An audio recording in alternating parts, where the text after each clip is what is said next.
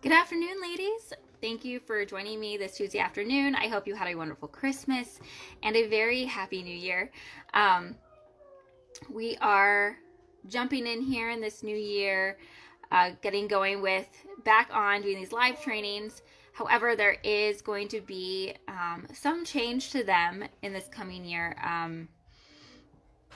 as of I'm still in the middle of debating whether I should change it next week or the following week. But next week we will be coming in live on Wednesday instead of Tuesday, and we're going to continue with that schedule from here on out. So let me just check I need to check to see what I had decided on the time for, because this is a new change to have these trainings. I can get my papers situated on Wednesdays instead of Tuesdays, as I kind of revamp the schedule for just this coming year. So they will be at 10:30 a.m. Eastern time on Wednesday morning. So hopefully that works for you, and if it doesn't, you can always catch the replay. Comment there. It's totally fine. I'll respond. Anyway, so let's go ahead and jump into today's topic, and that is the steps you need to take to create or really discover a more peaceful family routine. So many times, if you look on the internet, if you look online, you'll see there are so many ways to organize your life, organize your home. We're on the search to make things better, to declutter our homes and our minds, because that's what we see as, okay, if I just do this, things will be better. If I just overhaul my routine, if I clean this room and organize this room, I'll be happier. If I have more structure or even less structure, I'll be happier. And again, we are focusing on the things around us to make us happy, instead of deriving our happiness from God. However, there are some things that I've found that really do help create a more of a flow in our routines, in our family lives, that orient our minds to God, that help pull it all together. Not that we have it all together all the time, but to pull it all together in such a way that our focus can be more on God first, and that spilling out into the rest of our lives, onto our families, in our homes, and beyond. So with that in mind, here we go. So the first of all is, like I mentioned, our priorities. Pay attention to those. Just because you know the priorities that you have in your mind, you can say, oh yeah, definitely, God's my first priority. My family is my second priority. There's an order to it, a right order to the priorities we have in our lives. But then I challenge you to turn around and actually look at your life and ask yourself, am I actually prioritizing my life in such a way that they're aligned with what I hold dear and value? Am I truly giving God the first priority in my life? Am I giving Him the first fruits of my day? Whatever that looks like for you. I know there are seasons where the first fruits of your day may not be first thing in the morning, and that's okay. It's when we, instead of saying, oh, how can I fit God in? It's placing God in our life first and saying, how does my life revolve around God and His plan and His purpose for me right now, in this moment, in this season of my life, today, right now. And so keep that in mind.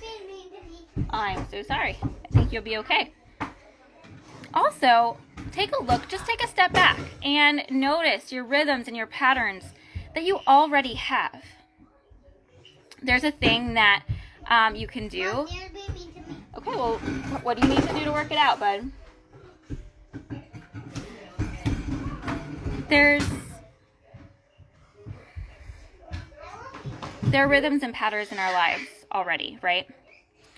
And there's something called a time budget. We only have a certain amount of time. Mommy, don't hurt me. Okay, can you work it out? Each day. Everyone has the same 24 hours each day. But just like our money, we have the ability to budget that time more or less effectively. And so let's take a look at how are we budgeting our time. What are the non-negotiables in our day? And put those down. Like, those things don't sway. Breakfast, lunch, and dinner. Those are normal parts of every day. Nap times.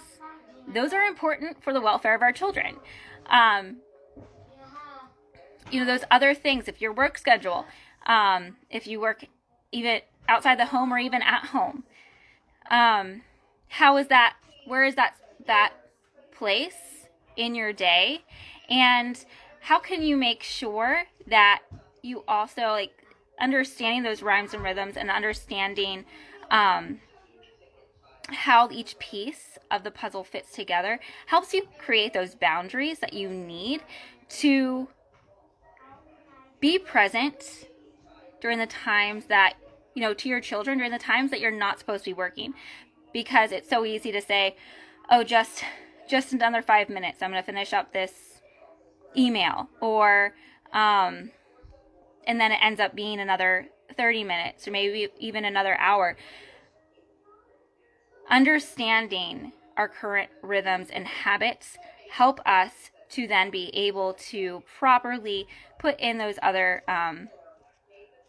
pieces, the priorities in our life that we have. And it also can help us understand, okay, I have this, you start seeing your time laid out. If you just take a piece of paper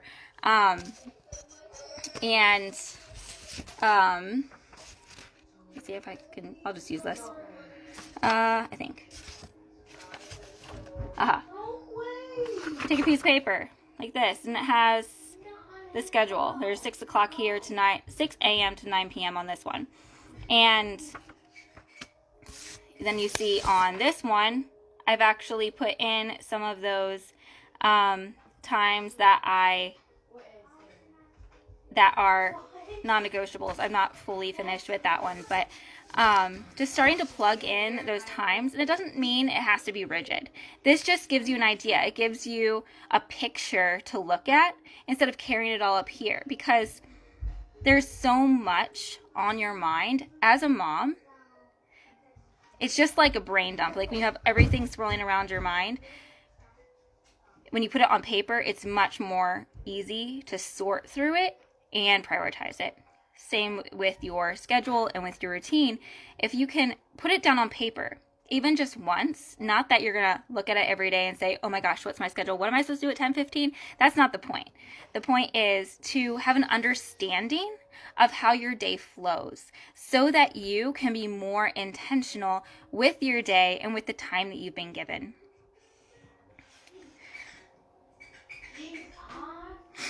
I want you to also pay attention to and have the awareness of the importance of white space. I've found that as a mom, and maybe you have too, that things take a little bit longer than what we think they should. And so I've learned that adding in another 15 minutes, 20 minutes, half hour, whatever it is that you need of white buffer space so that you have, you can transition from one thing to the next more peacefully. So you're not rushing continually. And sometimes that's giving yourself more time. Sometimes that's removing other things from your schedule. It's becoming very intentional with the things that you do allow in your life. And again, going back to those priorities, what is important right now in this season? And these will change, and that's okay too. They can change, sometimes they're changing monthly, other times they're changing every 3 months, but priorities will change to a degree. in the different seasons of life.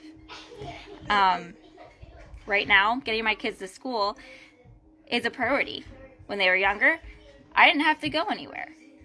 But moving around the logistics and understanding how it all works and flows together is important. And then also allowing that white space, allowing the time you need, and understanding yourself as well in this process of how you operate, the time that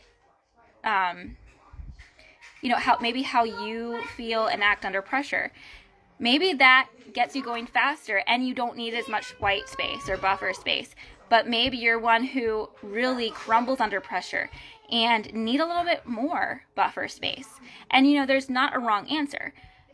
It's what works for you and your personality and how you operate and what's best for your family. But it's really understanding what that is and allowing yourself to take that time and be intentional with these parts of your day.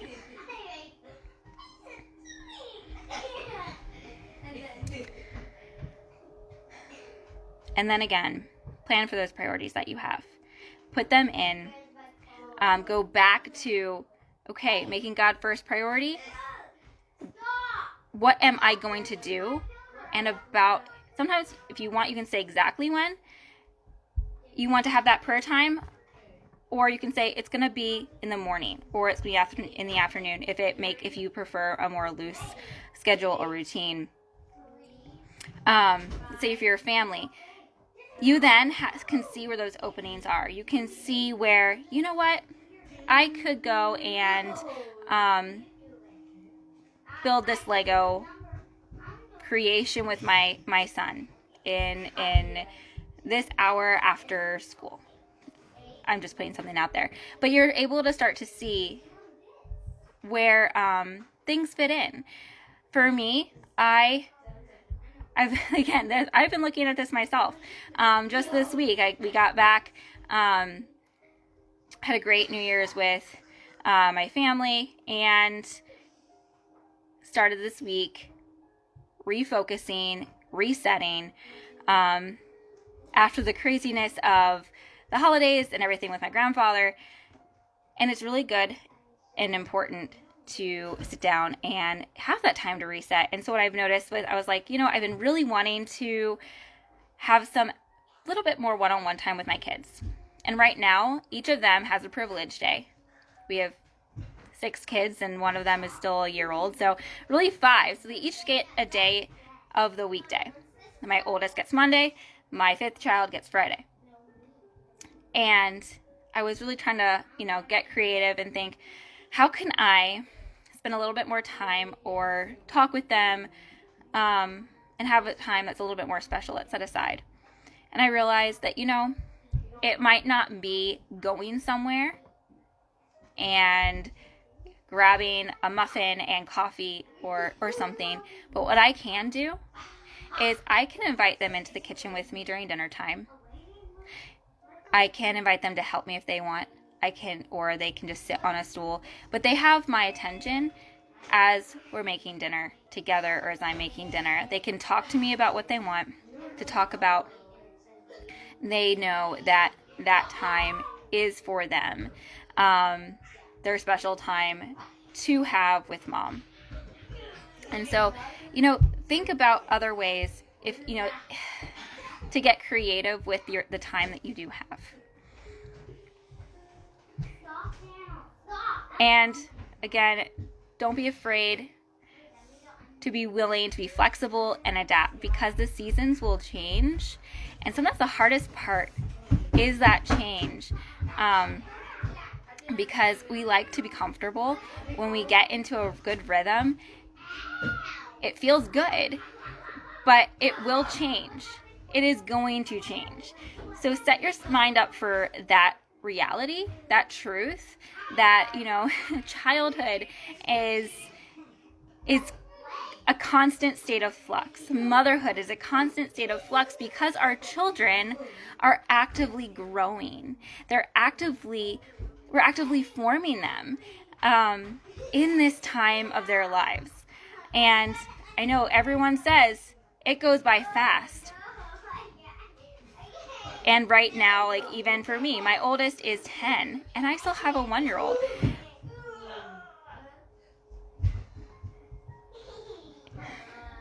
Let us not get stuck on the cliche of it goes by fast, but learn how to steward the time well with its ups and downs.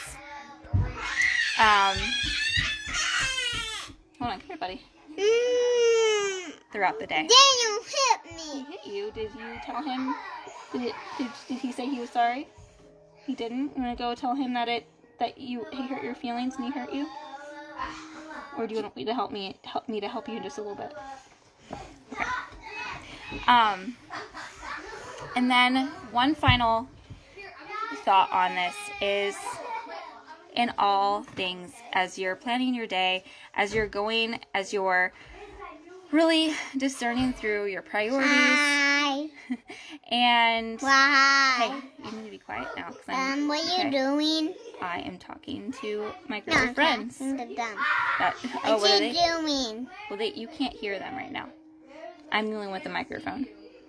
But in all of this, give it to God.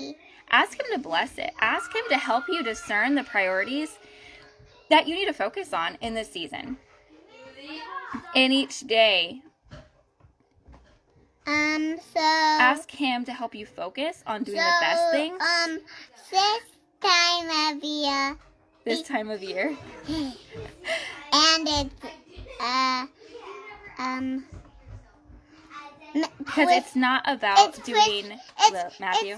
It's Merry Christmas. It's Merry Christmas. Merry Christmas. If you can't stop talking, I'm gonna have to put you down. Okay. Okay, thank you. No, that's not about doing all the things, because if you try to do all the things, you will surely fail. But it's about doing the best things with what you have in this moment, in this current season. And that those other things that you want to get to, they will happen in their time. But ask God for that wisdom and that discernment as you continue to move through, as you continue to look at your current family routine, your current rhythm, and understanding it so that you can be more intentional with where God has you right now and what God is calling to you right now. Calling you to do right now. So if you have any questions, if something was unclear, just let me know. I know there were a few interruptions. So I apologize, but that's the life of motherhood, right? Always on the phone. They always like to be more loud and boisterous when we get on the phone, don't they? But anyway, so feel free to comment below with any thoughts or questions, or send me a message if that's easier. If you want some help figuring out what this might look like for you, sometimes it's just easier to sit down and work it out together. So let me know if that's something you want to do. But anyways, I hope you have a wonderful afternoon, and I'll talk to you soon.